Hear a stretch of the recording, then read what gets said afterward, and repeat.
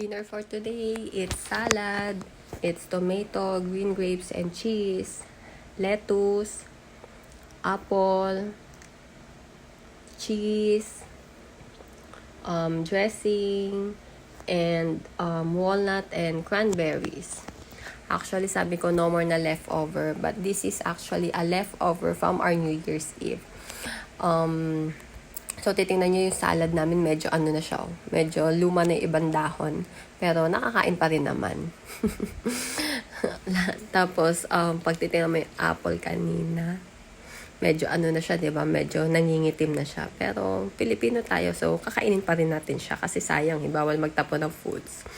Minsan, I added additional sahog dito sa salad.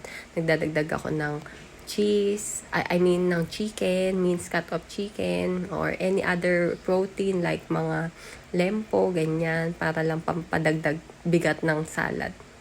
Kasi gusto ko yung marami siyang sahog para mas mabigat, mas healthy, mas maraming calories at mas mabilis mabusog. At minsan yan, sama-sama na yan lahat. Hindi ko na rin kinat yung tomato, hindi ko na rin kinat yung grapes. Para ganun din, kakainin ko rin naman eh. Di yun na, pagsama ko na lang, tutunawin ko rin naman siya, ingunguyain. Ayan, yung apple medyo itim na siya, pero nakakain pa rin naman. Yung walnuts, kanina ko lang siya kinat. So, gusto ko yung may tumutunog-tunog. Yung cranberry, medyo ano na rin siya. Minsan nagdadagdag ako ng croutons din, kasi pampasarap. And then yung dressing ko, it's a mix of Greek yogurt, honey, and maisa pa. Milk. Hindi.